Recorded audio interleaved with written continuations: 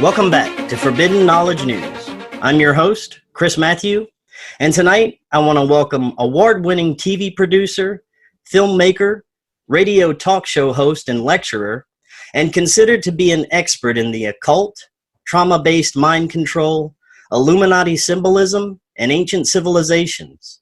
Freeman, how you doing tonight? Doing well, Chris. Very good, very good. Now, we are living in a basically borderline dystopian society now, and so much extreme changes have occurred just in the past 5 years. And we got so much to talk about, but before we get to that, since it's your first time here, give us a bit about your background and what got you started on your path. If I tell my story, I could have played it up completely differently, like when I came to present myself to the world, because once you know my life story, you start to go, man, is this guy in some sort of program?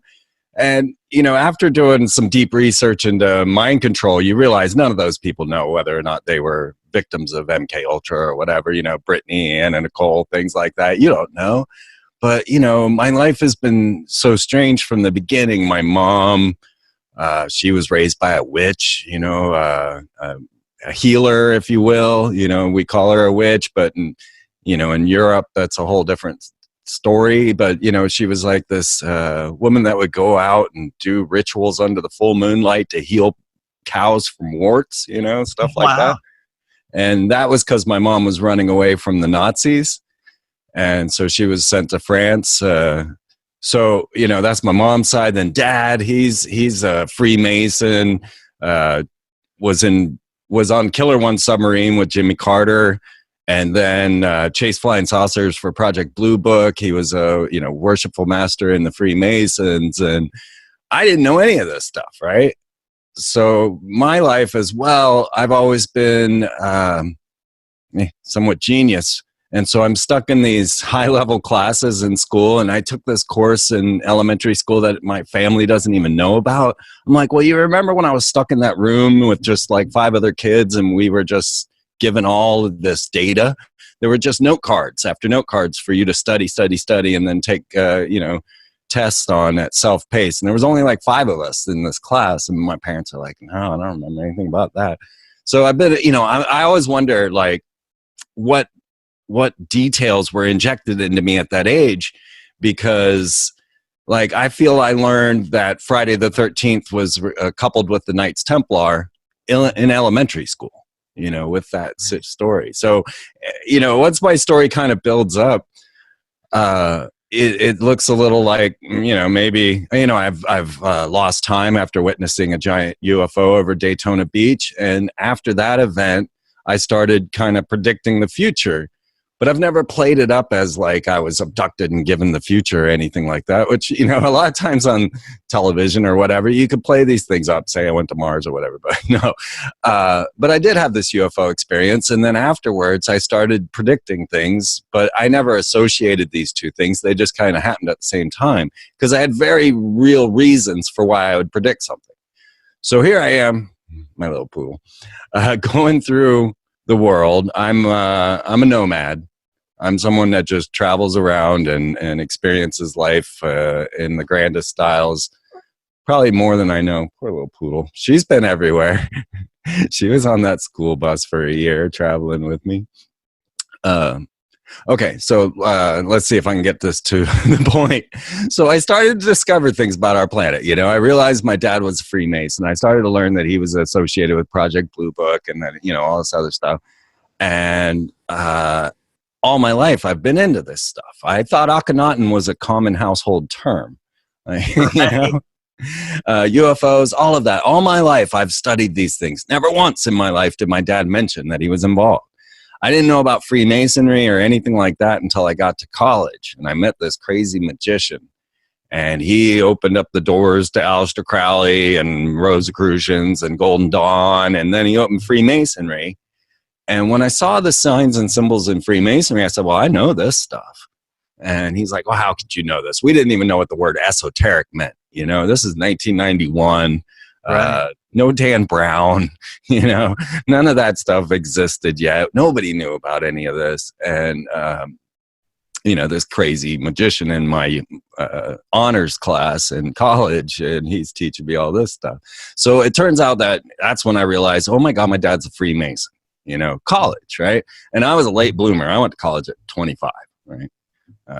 So I find out, I go home, I ask Dad, are you in this? And he's like, yeah, and, I chase flying saucers. And that's when everything came out.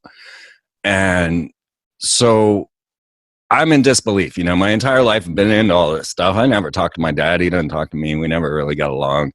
And I didn't know any of this stuff, right? So, but it seems to be in my genes, right? Genetic memory. So I took all that knowledge and I started to wander around the earth with it.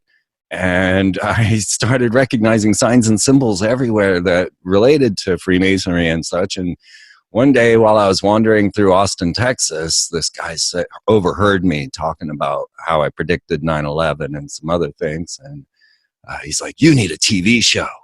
And I was like, what are you talking about? I was just there for the weekend.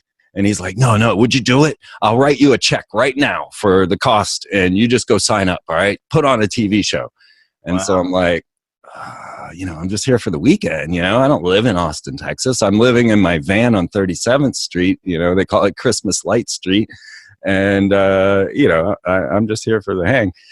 And he's like, no, here. And he wrote me a check. And he said, would you do it? And I was like, I'm a man of my word. Give me the check. I'll do it. As a matter of fact, I just happen to have this sitting here because I was working on some art. And all of my work's really been art. But I just thought I'd show this off because I don't think I've ever shown it off before. This is the drawing I did to depict my television show. That was nice. Me figuring out. So you see all the corporate logos on the screen. Yeah. I knew that would be the first thing that I wanted to teach everyone is Illuminati corporate logos because nobody knew this stuff. I thought it up. That's my baby. I recognized it and laid it out. And, so that was my very first TV show. And the rest was history from there. The World Wide Web came out because back then it was access television. There wasn't YouTube didn't exist. Google videos had just come about. So my videos started going up on Google Video and they went viral. So here I am with lots of ideas and thoughts that I think are very important. Very fascinating. And, before we get to anything happening today, I'd like to get, I like to get an understanding of where it all comes from. And, I always hear the theories of the ruling families and factions have been in control since the Babylonian times, or even before in the times of Atlantis. Based on your research, is that something you would agree with? Yeah. It does seem that there are subspecies of human. We're starting to determine there were other species of human, other Homo sapien types. And I really think these guys are some other entities because they just don't seem human. I watch a lot of survival shows, and when people kill, they're always like, I'm so sorry, little fish, and they cut off its head and they're so sad about it. But these people, they have no empathy, sympathy at all, right? They're like psychopaths, cold-blooded killers. Yeah. But yes, when you start to dig into Freemasonry, you learn quickly that they do relate all the way back to Atlantis. And one of my specialties was ancient civilizations. I loved it. So when I went to university after college, that's what I studied, was ancient architecture and ancient civilizations. So I was really into this. So when you start to look at the ancient past, you look at Baalbek, Lebanon, you look at, any of the ancient structures, from Egypt and around South America, Central America, all of that. It's so beyond the capabilities of the 21st century. And they tell you this in university. They're like, we couldn't build the Great Pyramids today. And I'm certain my professor was a Mason. But, it's true. There's only 3 cranes in the world that can even lift some of the stones used to build the pyramids. We can't do it. We couldn't do it, even if we wanted to. And why would you want to? Why would you build a pyramid, right? So these type of questions really built in, and I have answers, why you would build a pyramid. And so, yeah, I do believe from time immemorial, hidden history, and Atlantis is absolutely right on the radar of Freemasonry. They do not hide that one bit. Now, do you believe that they were dealing with, advanced ancient technologies, possibly even beyond what we're seeing today, back in the time of Atlantis? Right, exactly. And of course, the story of Atlantis is the whole idea that you overcompensate your society with technology, it crumbles and kills and falls on itself. And that's why Atlantis sank. And you couple that with the concepts of Lemuria, which are rarely talked about. And Lemuria doesn't have the solid history that Atlantis does, because Atlantis was written about by Plato, so it gives it some more validity. But Lemuria was supposedly the opposite, where they were all in sync with nature, and then anything the Atlanteans would do to them would come back on them like instant karma. And so the story of Atlantis is this very moment that we're living in right now, which, when we signed up for America, the New Atlantis, Sir Francis Bacon, the Invisible College, had a plan for the creation of this nation. Sir Francis Bacon, the 1700s, and he writes New Atlantis, and you'll even find things in there where he's talking about, cloning, things of this nature. Not technical terms like that, but in like plant varieties and things of that nature. So, yeah, there is an invisible college that guides civilization, whether or not they're seeking the good or the bad or indifferent. It's pretty bizarre when you start to recognize that there are high profile rituals going on in the mainstream. From my first high profile ritual, which also was in my first film, was Y2K. And immediately at that moment, I'm looking at this Y2K celebration. Now, I already had been through, what I would call the Alex Jones psychosis, back in the 90s with the Clintons. They're passing legislation in Arkansas to say that any suicide or any death that looks like a suicide is a suicide, and then there's all these suicides around the Clintons and stuff. Waco was a big wake up. I grew up through Jonestown, that I still have memories of. And then Waco happening. I watched Waco so closely. I knew everything that had happened. I knew people that were there, and really saw what actually occurred there. And so that was my first false flag, if you will. And not to say that they didn't burn those people to the ground and kill them, but why and how and when did the ATF suddenly become a thing? Like, when none of us knew of the ATF then until that moment. And so I woke with that, and then started to recognize the magical aspects in the Freemasonry and the esoteric and the occult, and this tracking back, to ancient Hebrew, to Kabbalah, going back to even Atlantis, being performed in front of us as a Y2K ritual. And so most people were worried about the computer meltdown. They're like, oh, we're going to lose everything. I'm like, please.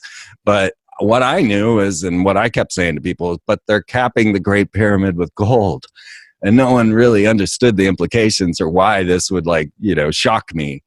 And, but, we know Novus Ordo Seclorum on the dollar bill, and the capstone coming down to the top of the pyramid is the work complete. Of course, the capping did not occur. Now, this was, here I am, I'm working at Kansas University at this time. And I'm watching the papers regularly. There were headlines like Milosevic accuses U.S. of using HARP technologies to cause earthquakes and floods in the Middle East. That was on the paper in USA Today, And I'm pointing this out to all the people that I'm meeting along in the university. Anyway, where was I going to go? So many things with Y2K that woke me up. But, the headlines. Okay, so they're planning to cap the Great Pyramid with gold. Suddenly, the headline, USA Today. If anyone can find this paper, I've said this on nearly every show I've ever been on. December 18th, 1999, USA Today. Now, realize the USA Today does not database their newspaper like any other paper. They're gone. Once they're done, they're gone. They're not stored in microfiche or in the library in any way, shape, or form. So you got to find some hoarder that still has 1999 stack of USA Today. December 18th, 1999, USA Today headline read, Muslims stop the Freemasons from capping the Great Pyramid with gold. That was the headline. No one noticed. Yeah. So there I am, sitting there at Kansas University, looking at the University Today, trying to show everybody the importance of this situation. And then as I followed through the whole Y2K ritual, It was this epic ritual to Lucifer, beginning at the Great Pyramids. Well, actually, this one country in South Pacific adopted daylight saving time, so they were the first people to hit Y2K, and they had this tiki hut kind of celebration. It was epic. But I watched the entire, across the entire globe, and I filmed it all. Well, I recorded it all on VHS. Yes, my movies were made on VHS. That's how old they are. So I got all of this recorded, and I'm watching as they burnt the River Thames at the speed of the sun, and they're announcing this as it's occurring. And they did fireworks over the speed of at the speed of the sun across the Thames, getting to Heliopolis, getting to Lucifer, getting to the sun rising, all of that. They built the Millennial Dome there next to Big Ben. So Big Ben was the obelisk, the Millennial Dome, the female version. You always need a breast and a penis, right? And so they built the Millennial Dome to complete their whole symbolism for Y2K. But then they also added the Eye, right? The London Eye, the big Ferris wheel. Burnt the river Styx. So then we move over into America. And America lights up a light so bright from the Washington, or from, I think it was the Lincoln Memorial, that it was witnessed as if the sun was rising in the west from Europe. That's how bright this light was. And that was a big part of the celebration. So they have this sun rising in the west. That's Horus, or, what people can also connect to Lucifer again. I'm leery using terms. I mean, I try to be very specific in terms. So when I say Lucifer, I'm meaning a whole lot different things than what generally people think of the term Lucifer. Because for them, it's the light bearer, it's the raising, And I've also heard you talk about how they kind of worship the 9 gods of Egypt as well, as part of, with their doctrine. That's a whole nother level. Now you're talking about when we're getting into the ritual magic. So you could look at something like the Y2K ritual as a ritual magical act. But what it's meaning, or what it was really trying to do, because magic's the trip, right? So all of a sudden I'm studying magic, and the idea of magic is transforming your consciousness at will to make the world manifest what you want. So it's all about how can you get your brain to think what it needs to think in order to make something appear in the real world. And so that was a real interesting concept for me. And what happened with the whole idea of the 9, all right, the 9 gods known as the Ennead of ancient Egypt, that's Osiris, Nephthys, Isis, everybody but Horus is in the 9. And now my brain's like, well, was Osiris in the 9? But anyway, this would be using like channeling or that type of psychic communication with the extraterrestrial, or with these entities, whatever they might be, archetypal forces. And yes, there was the Stargate Conspiracy is a great book on how they channeled these entities and got communication.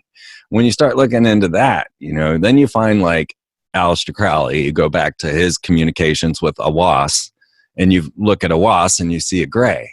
And this is long before we were talking about grays in 47, Crowley's, 1920s. So, yeah, wasn't that Lamb? Well, he died right after Roswell, actually. Crowley did. Right, wasn't the depiction called Lamb? Lamb, you're right. Awas was who he communicated with. And now it's funny you brought up Aleister Crowley. I wanted to ask you, I mean, he is probably one of the most influential people when it comes to the, you would say, sex, drugs, and rock and roll culture of America. He basically changed everything, wouldn't you say? He called it. He predicted it, and maybe even magically created it. Might have been the very manifestation of this very thing. But yes, sex, drugs, and rock and roll. You go straight to Jack Parsons and NASA, Jet Propulsion's laboratories, and you got sex, drugs, and rock and roll, and that is following Crowley's way. So without question, they reintroduced Crowley heavily back into our society at about the 90s. Re-releasing all of his books through Llewellyn, and reintroduced all of us into a whole new culture that had been hidden for a long time. Those Crowley books were really expensive before, until they repressed them all. So yes, Crowley was brought back into our attention, and these ideas of the beast, that's what he called himself. And there were concepts that he brought forward that go through the Kabbalah, and the Kabbalah deal with like tarot cards. So then you realize that this order of magic is sex magic and black magic. That's the reason they put a K at the end of magic, because K is generally the 11th letter in every alphabet, and 11 is the accursed number to magicians. So Crowley intentionally added K to the end of magic for his style of magic, which was accursed. Right? He intentionally said, this is black magic, so we're going to put a K at the end just so you know. And I wanted to go somewhere with all of that. It's easy to lose. There's so many trains, right? But yeah, I kind of talking about how he started the basic sex, drugs, and rock and roll culture. How he was, pivotal. Yeah. Yeah, I lost the train that I was going with that. The accursed magic, black magic was the ideas. Oh, I was actually leading to Katy Perry at the Super Bowl. So you could see this in my YouTube videos that we actually predicted what Katy Perry would do at the Super Bowl. And so there's a group. It's the Ordo Templi Orientis. That is the OTO that Crowley helped formulate. He was not their creator, but he came in and he changed it, much like Albert Pike did to Freemasonry. He came in and made it this whole other thing, which was this sex magic rituals, getting deeper and deeper into that. So when it was getting ready for Katy Perry, who we look at, there are certain stars that you look at that are emanating from this magical spell. And Katy Perry's definitely one of those. Miley Cyrus would be another one I would track, Britney Spears, Anna Nicole, and even people like Dr. Dre, or, there's a certain level where you're part of the ritual. And so Sir Enough said, look, if Katy Perry's fit in this scheme, then she will come out in the Super Bowl dressed as the Whore of Babylon, which is in the Crowley world, in the OTO world, riding on the back of a lion, holding a chalice of fire. And I had added into my prediction that there would probably be diamonds involved, because diamonds, according to Fritz Springmeier and How to Create Your Own Undetectable Mind Control Slave, How to Create Your Own Illuminati Undetectable Mind Control Slave is the title of that book by Fritz Springmeier. It's epic. He lists how diamonds are, a sign of a high-profile ritual goddess or person, and also a trigger for sleeper mind control agents. So that's what the diamond would be. So it's a presidential model mind control slave, and also to trigger sleepers. And so here comes Katy Perry, and you can go timestamp my video and see that this was said before it happened. She comes out on a big lion, just like the Whore of Babylon. It's the strength card, but in Crowley it's called something else. Lust, I think, is the lust card in Crowley's deck. And she comes out on that lion. That lion's completely made out of diamonds, and she's wearing a fire chalice dress. So she absolutely depicted the Whore of Babylon from the OTO dark magical practices right there on the Super Bowl. Madonna did the same thing, displaying the mark of the beast on stage constantly, which most people don't know what the mark of the beast is because they don't read satanic works. But if you read satanic works, then you'll see that the mark of the beast is the X-Men logo, the X-Files logo. And so that's what the mark of the beast, according to Satanists, look like. Christians, it's a chip. But for Satanists, it's the mark, which plays out quite often. And that brings me to what probably is considered one of the elite's most powerful tools nowadays, is celebrities and the media. That's what they're using to get to the youth of America. I mean, that's what television is what they've used since television came out for mind control purposes. But now we have cell phones. Now we have social media, and they're stepping it up to the next level. Let's talk about that. What do you see happening now with this new level of mind control and the new wave of celebrities? Yes. 5G frequencies. You can't trust your own emotions. Self-targeted ads that are going to follow you. Right. People are currently walking into airports and realizing they don't get tickets anymore, that somehow the airports already have all their biometrics, even though none of us have supplied them. And then you watch the Boston Dynamics killer robots running around the dogs and the Atlas doing bat flips. We are at the beginning of every dystopian story ever told. Cloning, we have glow in the dark pets. We have, they haven't made them pets yet. I want to get in that business. Well, selling glow in the dark cats. What are they going to do with them? They got glow in the dark cats, glow in the dark pigs. Chimera, it's already all around us, and you can have home CRISPR kits. CRISPR is technology; it does gene splicing, so you can do this at home. Yeah, it's an amazing but terrifying time we're living in. But let's break down a few of these things. Let's start with television nowadays. I don't know if you've noticed, but I've noticed that the occult symbolism, they're not holding back as much anymore. It's more in your face now. I've noticed a lot more shows like on Netflix about witchcraft and the end of the world. That's another popular one. So what are some of the things you're seeing in television, movies, TV shows nowadays? Dare we say white genocide? Right, yes. You see this in the commercials. Definitely. You see it everywhere we go. The white man is being erased from things, and it's a dangerous topic to talk about, to even mention this. Yeah. But because the whole routine that's being, there's never been greater division in especially America than right now, but across the globe really, and this is all being engineered without question.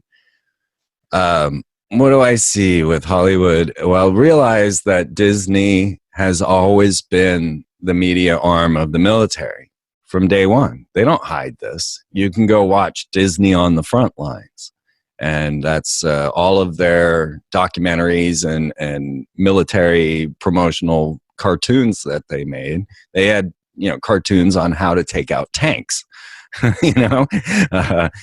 Donald Duck, he got more people to pay their taxes than anyone ever, any government campaign ever, right? Right. And they had this one that's called Education for Death. And I think you can see that even on YouTube. And that was the name of the film. And this was a film that did so well in convincing children to kill that the Nazis adopted it. And Disney's very proud of this. If you buy Disney on the front lines and you watch it, the narrator is all excited saying, Joseph Goebbels adopted Walt Disney's techniques for making such a film and helping create the Nazi youth. And it was Disney that helped, the Nazis were following. So let's get that right, And Werner von Braun, of course, came over and came right on Disney. He was on the Walt Disney show talking about rockets, and having crazy wild sex parties. Yeah, most people don't even realize that. You're right. Right. No, and now Disney owns everything, right? They own your Avengers, they own your Star Wars, they own your sports, they own your porn, they own everything. And now there's much to do in the conspiracy realms of people saying that Walt Disney was a 33rd degree Freemason. I'm sure you've heard this. Yeah, definitely. There's no proof of that, all right? So I hate to be the negative, like trying to battle conspiracy theories like that, but I would prefer you have proof, in your conspiracy theories. Now, I can prove to you that Disney Corporation is absolutely Freemasonic, but I've been to the Florida Freemason Lodge. I've checked out Walt Disney's grave. I've checked out his funeral. I've checked out Now, the Masons, people don't realize they don't hide their memberships. They don't hide their members, especially within their lodges. So you can go to any lodge, and I highly recommend it. Go to Philadelphia Lodge. That one's amazing. Benjamin Franklin's Lodge. And I go to a lodge everywhere I go. I just want to see them. and they're more than happy to let you walk in and show you around. So I've seen Dr. Seuss, I've seen Ray Kroc, I've seen John Wayne, I've seen, Buzz Aldrin, John Glenn, Ronald Reagan, every prime minister of Australia. They don't hide these people. So if Disney was a Mason, they would have a plaque, somewhere that would be. I saw the altar that Roosevelt broke with his leg brace. You know what I mean? They don't hide this stuff. And so there is zero evidence to say that Walt Disney was a Mason. His brother was, Roy. You can clearly go find that, But Walt was one of the original 100, he was just after the original 100 Knights of Demolay, which is the Freemasonic Boy Scouts.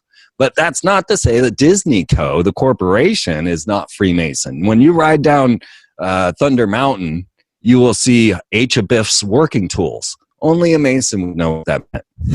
That is the person you pretend to be in a Masonic ritual, is Hiram Abiff, and his working tools are all part of the ritual. So when you come down Thunder Mountain and there's a crate there, we have it on our book, Weird Stuff. If you want to see any of this stuff, I wrote those 3 books, or I produced them.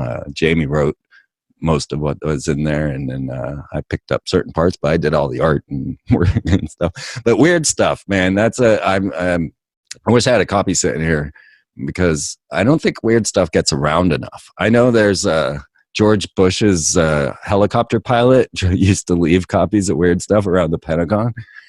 So I'm getting out there in certain ways. And now you always hear about the celebrity mind control, and they are the voice of what they want to get across. Talk a little bit about what you've researched about what they're doing to these celebrities. I know many of them come from Disney. Let's talk about that. Yeah, when you look at these children that suddenly show up on Disney's door, runaways at 14 and 12 years old, that they don't turn away, they turn into Mouseketeers. I mean, you look at Lisa from Facts of Life, that's what happened to her. She ran away from home, 12 years old. Suddenly she's allowed to be in the Mouseketeers. Nobody at Disney's trying to find her parents and send her home, So, Miley Cyrus, the list goes on and on of Mouseketeers that have come out, Justin Timberlake. And so, yes, there is a form of mind control that occurs right there at the beginning. This was something that I didn't exactly know what I was getting into when I first started to study this. And when you start, I'm now great friends with Kathy O'Brien, who was, the mind control slave of Hillary and Bill and George Bush. And so you start to learn that these people have no idea. They have no idea that they've been through this. They have no idea that they're mind control victims. They have no idea that anything has occurred to them. Everything seems to be erased. But if you just witnessed recently Brittany leaving the clinic, I mean, oh my God, you know, who would let her walk out into public like that? Her hair's everywhere, she's all like staring off into space. You gotta think that was shown intentionally. Yeah, exactly. You don't let them get away with it. Like, who was the girl that ran around with the Chihuahua? Paris Hilton, was it? Paris Hilton, yes. Paris Hilton got a hold of the Anti-Panty Club, which was, Brittany and, man, I've forgotten all their names now. It's funny. What is her name? The redhead. Oh, I'm not sure. Those were all early 2000s stars. I always think of Jordan Maxwell, who says, I've forgotten more than you'll ever know. Her name's right there on the edge of my tongue, but I can't think of it. But Paris Hilton got a hold of that Anti-Panty Club and started triggering them to do things like run around without their panties. And these were celebrities. And so what did they do to Paris? They treated her like a goyim and tossed her in jail for a few days so that she would brighten up and quit using the mind control slaves as her toys. At least that's what it appeared to be. But Anna Nicole was my awakening to that. And I started watching the court case over where Anna Nicole's body would end up. And this was very curious to me. Like, they had gotten her to Jamaica, and the laws in Jamaica were very different, especially when it came to her kids. So then who was this little Danny Lynn that was supposed to receive $1 billion from this Nazi oil tycoon, the 93-year-old J. Howard Marshall that Anna Nicole had been married to, right? Suddenly they married her to this 93-year-old Nazi oil tycoon and made fun of how he likes big breasts. And that was their only reasoning for this situation. But if you look into it, it's quite possible that little Danny Lynn is not exactly what we think. And so you start looking into how they've engineered different bloodlines and keep these things in power and such. And man, you know what? I have to go review all my films to try to remember all the minutia of how that all played out. Because I don't want to get the facts wrong, but I'll have to sit here and think on air for a minute of how Danny Lynn. Oh, okay. There were many people claiming to be the father of Anna Nicole's baby. Many said that, well, we have these sex parties, these sex rituals, and nobody remembers. Well, one that was specific was Prince Frederick von Anhalt. And he came forward. I got videotape on my Anna Nicole Brittany and Mind Control film of him saying, it's one of those nights where nobody really knows what happens in a weird orgy. And, I'm the father of Anna Nicole's baby. And, well, you start digging into Prince Frederick von Anhalt, and you learn very quickly, without any confiscation, no hidden, that he keeps Zsa Zsa Gabor locked up in his house in a padlock. Now, you talk about early Hollywood, mind controls victims and things of that nature. They can't let this get out. So once you hit like 30 and you start to break your mind control, they do something to eradicate you, the 28 Club and all of that, or 29 Club. They need to get rid of you. And Zsa Zsa Gabor, you can look this up, is held inside of this mansion by Prince Frederick von Anhalt, her husband, who keeps her locked up in the room in a padlock. Prince Frederick von Anhalt seems to be a boy from Brazil. So way back in the day when Hitler was looking towards his transhumanist future, he saved a bunch of semen in order to make the boys from Brazil, which would be Adolf Hitler's children. Well, it's said that Prince Frederick von Anhalt is one of those, that they actually impregnated Gretel Braun, Eva Braun's sister, who was the sister of Hitler's actual wife, right? And produced Prince Frederick von Anhalt. So he's actually Hitler's child. And then if he impregnated Anna Nicole like he claims, then Danny Lynn is Hitler's granddaughter. That's been now given $1 billion by a Nazi oil tycoon. All right, do the math, So the whole thing about battling over where to keep the body and where to keep the people was that whoever kept Danny Lynn in Jamaica then got to keep everything, because in Jamaica, possession's 9/10 of the law. In America, if they could get Danny Lynn back, then so Howard Stern would keep her in Jamaica, and the guy who claimed to be her father get to keep her in America. So that was the whole battle of how to keep her from. So that's what was going on with the Anna Nicole death story. And, I don't know, I'm putting pieces together there, but yet pieces are there. You know what I mean? Yeah, it's definitely crazy stuff.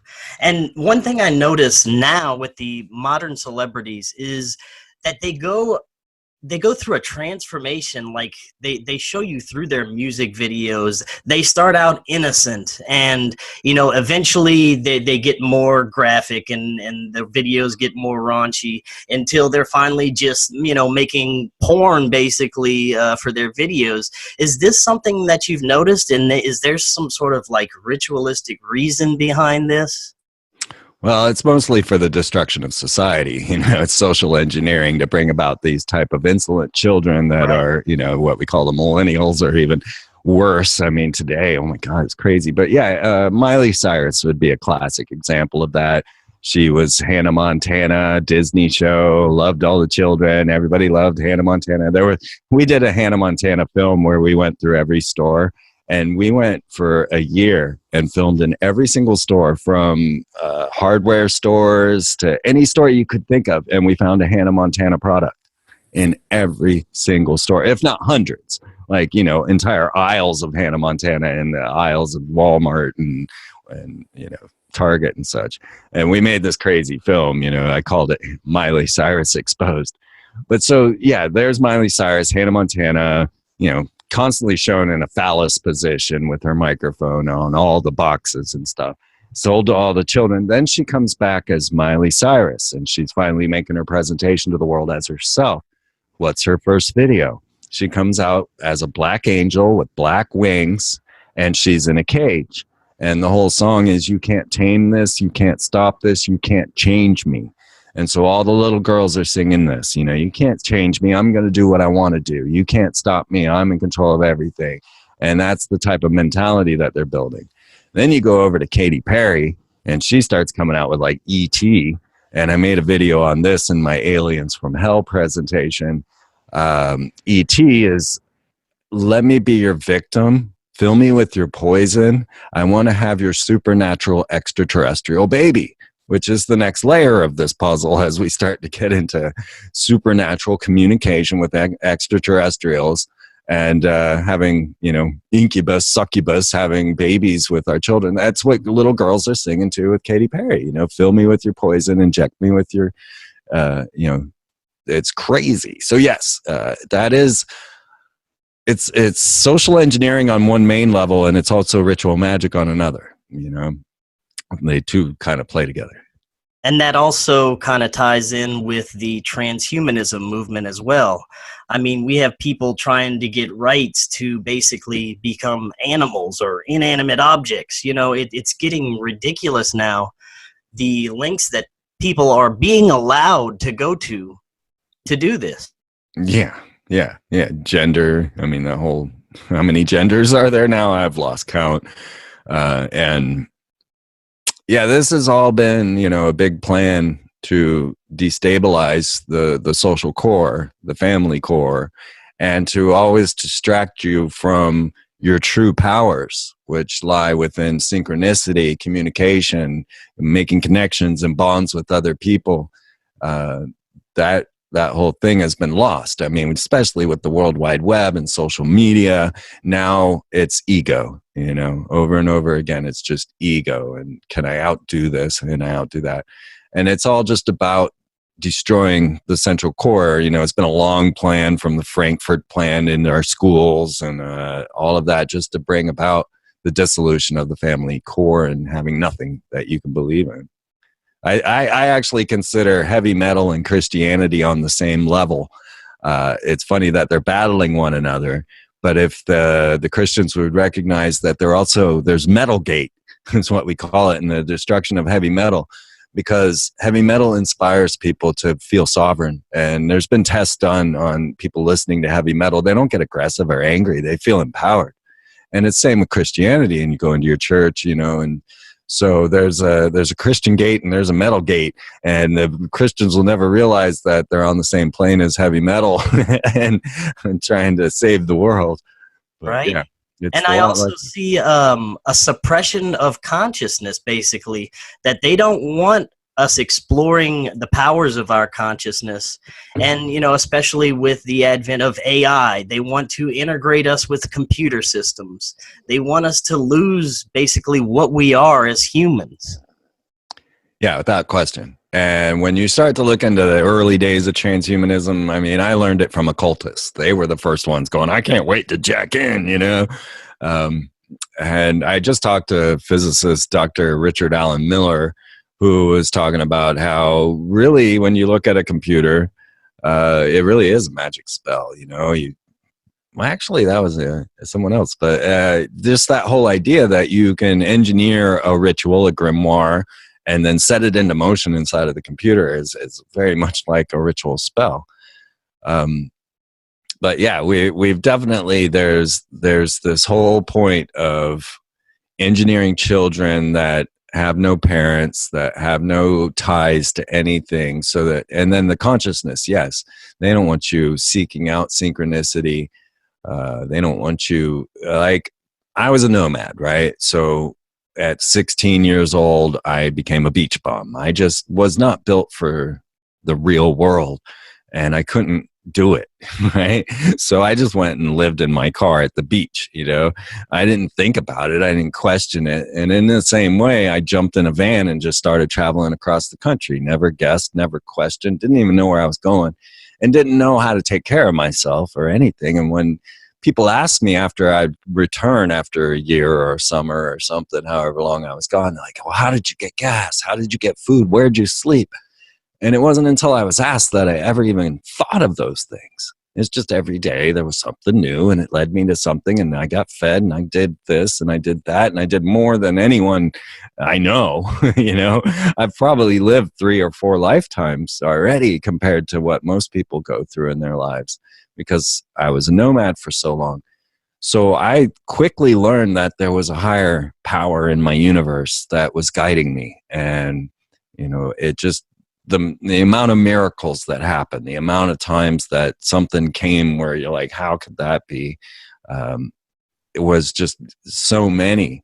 You know, they sound simple when you tell somebody, well, we were sitting at this restaurant, we needed money, and somebody came and gave my friend a letter and it had money in it.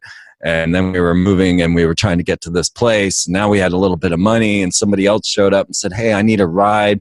And we're like, yeah, but we got to go here. And they said, well, that's where I'm going, you know. And so things would just fall into line, you know, and there's no way you could have planned it. No way you could have.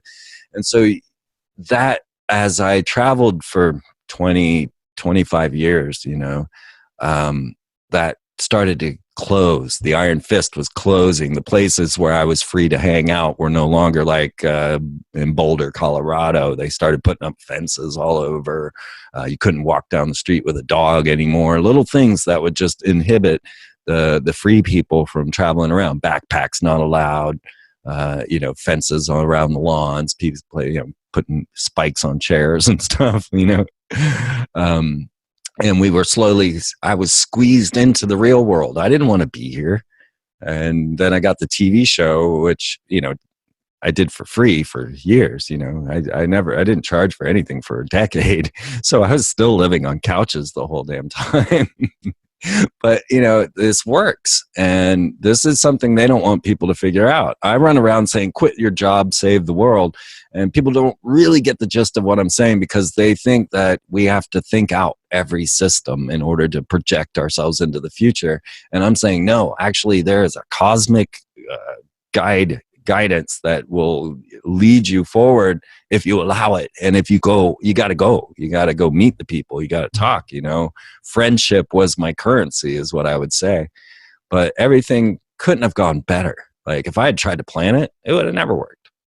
Right. So. They definitely want you plugged in and not, you know, free to explore your own consciousness and do what you want to do. Now, one of the other things I want to talk about is something you've done a lot of research on, is corporate logos being used as sigils or, you know, magical symbols. Where does that come from, and what are they using them for? Actually, my work got adopted, fantasized, and sensationalized. My work on corporate logos would be a lot more boring to most people. And as a matter of fact, I had to update my work and call it Illuminati corporate logos, because that's what people will Google. But what I witnessed from signs and symbols around me were secret signs of Freemasons. So it was no shock to me when Starbucks became the most popular coffee because of their Masonic logo. And so it wasn't, if you go to my work, if you go to freemantv.com and you look up, and I'm telling you, I created this concept, right? It didn't exist. Dan Brown didn't exist. You know, before I had my TV show out before Da Vinci Code ever existed, you know, so it's easy now for people to act like they know everything about Freemasonry at this point, which they don't. You know, you go to my photography section, you'll see I've been to every Mason Lodge there is, you know, all of the big ones for sure, and a lot of the little ones, and all of the other esoteric lodges. So I'm out doing my homework, is what I'm saying. And I saw David Icke. He took my artwork on corporate logos in one of his very first talks, and put that big old Illuminati eye stuck on it. And I was furious. I mean, I was excited that I saw my work on David Icke's lecture. Not that he knew of me or my work or anything, but then he had defiled it by putting this big eye in the pyramid with an eye in it saying Illuminati corporate logos. And I had to change how I said things in order to interest people and get them to come look at the real data, because point to the Illuminati for me.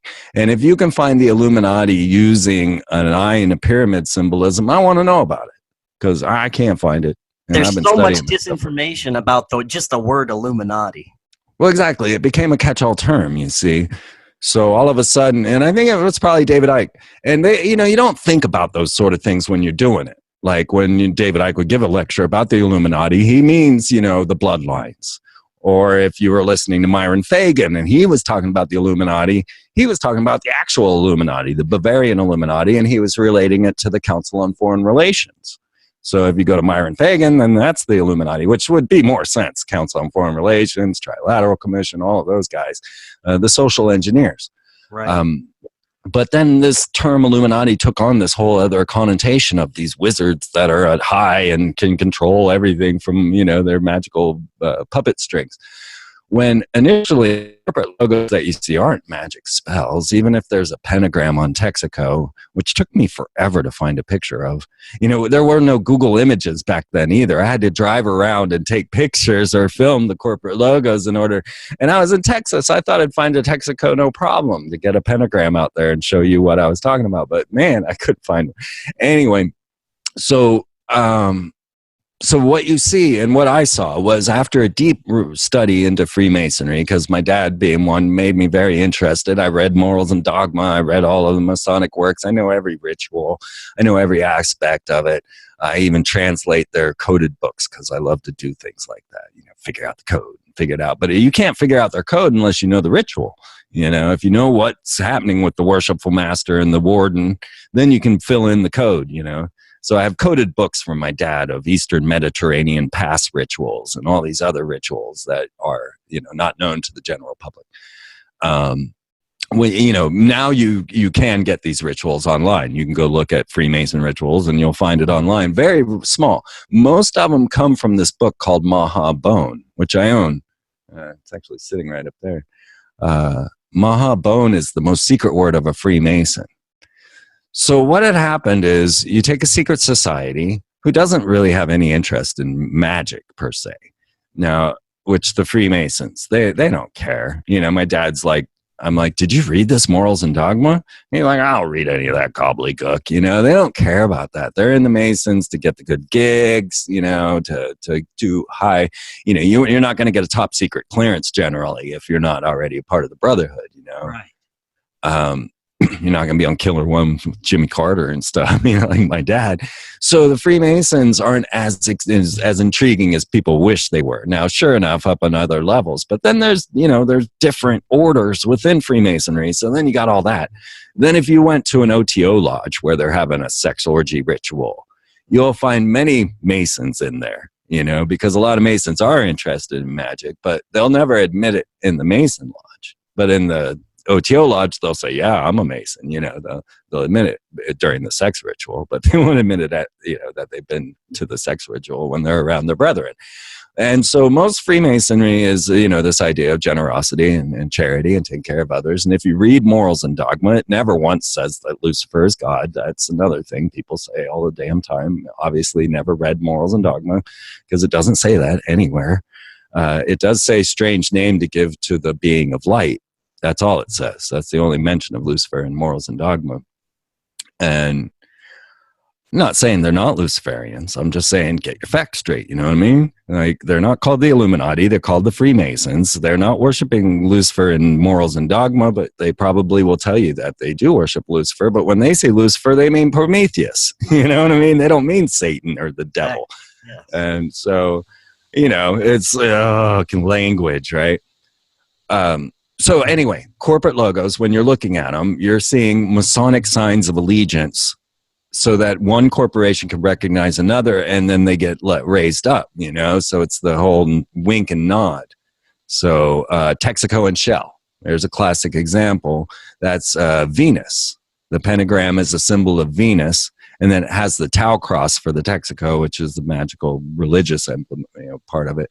And then a shell for shell is another sign of Venus, and Venus is our goddess, or their goddess, which again is Lucifer in the dictionary. If you look up Lucifer in the dictionary, you'll see it's Venus, but that's our goddess Columbia, and she's often depicted like in Austin, Texas.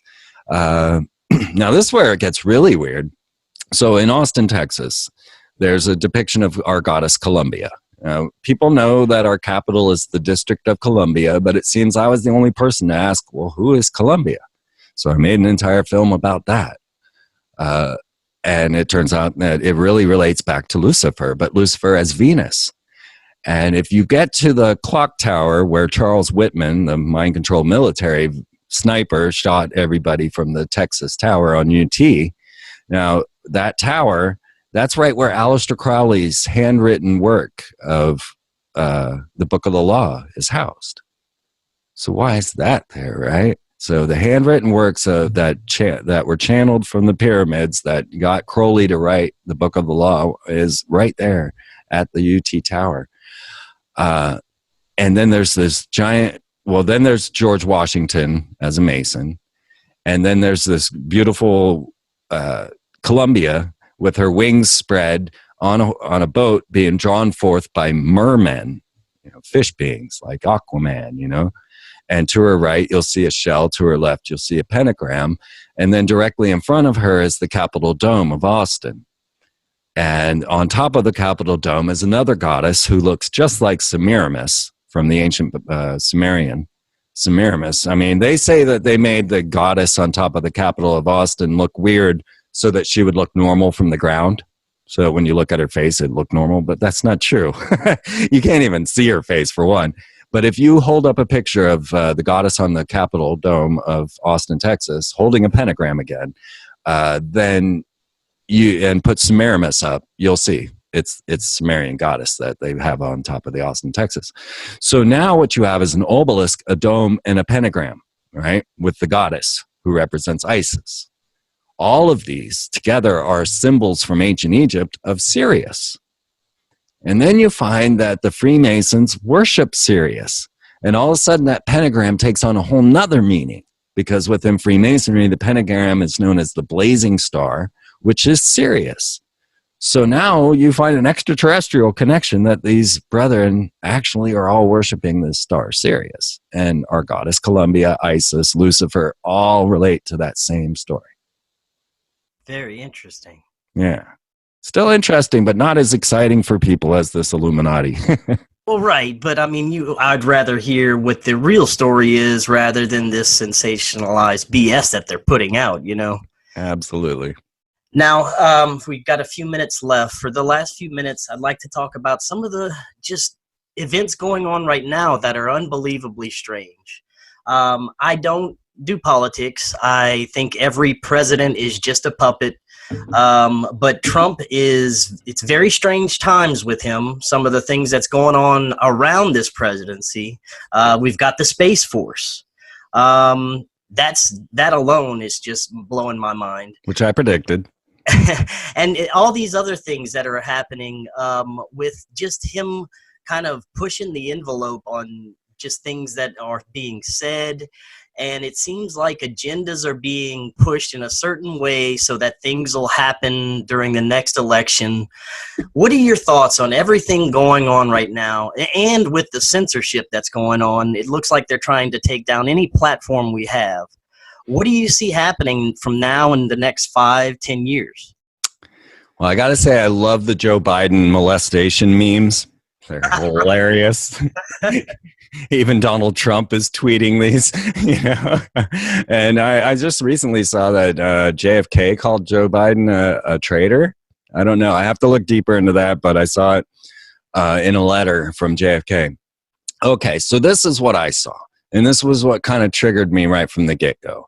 When Bill Clinton was brought into the world court, that's what I call it. They put him on television about having extramarital affair with his secretary, Monica Lewinsky. Okay. Step A, You do not diminish your president in front of the world, right? This is just not something you do. You think JFK didn't have affairs? You think that all the presidents didn't have hookers and affairs? You know, Right. you don't promote that. So when I saw Bill Clinton turning purple in front of the world, as they mentioned insertions of cigars into his secretary, and I knew that this was an act of social engineering. And this triggered me right then to say, okay, I actually basically predicted 9/11 at that moment. Now, I expected 9/11 to occur during the Bill Clinton era. So I was waiting for it every October, you know, waiting right into that time, waiting to see if something would come up. And I talked about it for years. You know, I have witnesses. This is, you know, everything I say, you can go check out and back up and everything, you know. So I'm watching them take Bill Clinton down, and I'm thinking, okay, where would they go with this? This is my mind, how I would do it. So if they're going to destroy the man, which they brought out to the public as our first president, that was kind of a dude, right? He's playing a saxophone on Jay Leno or whatever he was on. What was that? I can't remember. But you know, they got him on TV being a dude, being all of that. Okay, so they take that man down and they bring him down for an extramarital affair, something nobody really cares about at all. Hillary's a cold bitch, man, you know, whatever. Yeah, he's getting a little on the side with his secretary. Who cares? But you don't diminish your president. So why are they doing this? So they're going to diminish the man. So I said, all right, the next thing to happen is they're going to force the president in office. And then I hear the rumblings of this W. And now, as a Kabbalistic researcher, I knew W was the sign and symbol of the fallen angels. That's what W stands for. And that's also 6 and 6, because in Hebrew, 6 is V. So W is really a double they, right? It's double V, not a W. But anyway, so it's a double 6. 66 is the mark of the fallen angels. So when I heard this W arise, and I said, okay, W is going to be forced into office, and they'll make it obvious.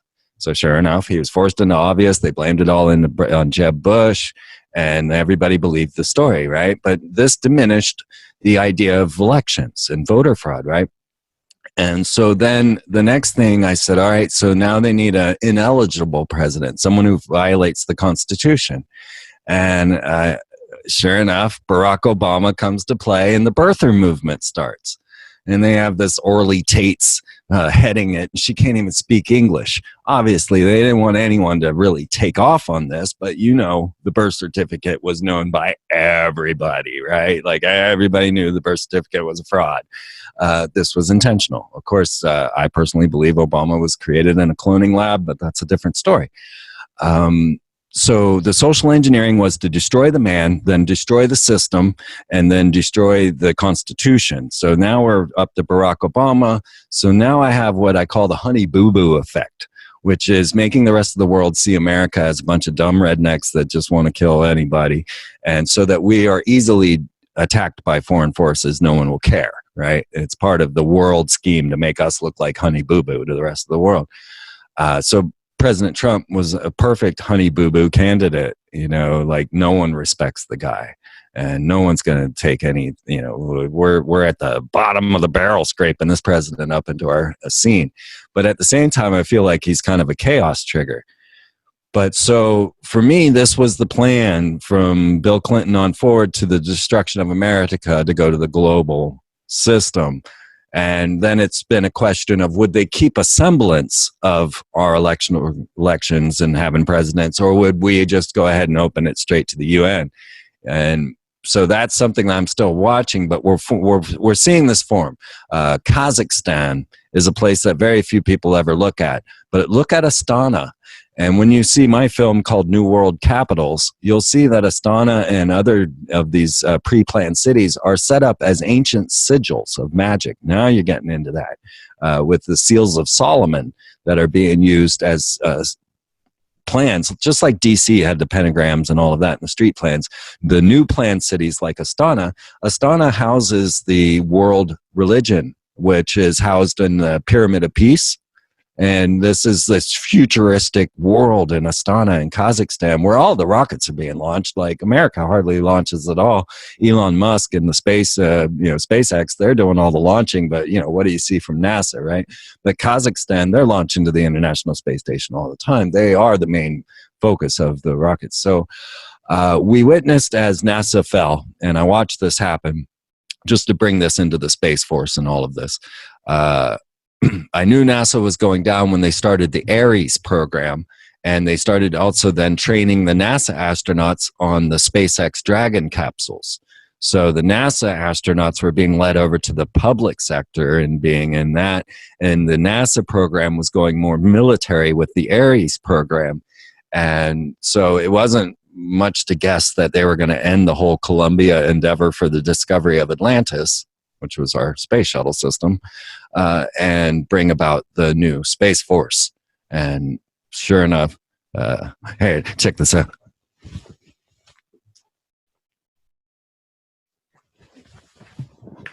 I got the first ever minted Space Force coin. Oh, nice. And notice it says 41 Trump. Right, yeah. So that's a minted Space Force coin at the Space Force over the White House. And that came from Donald Trump Collectibles. I had to have it. Yeah, definitely. It's a solid piece of metal.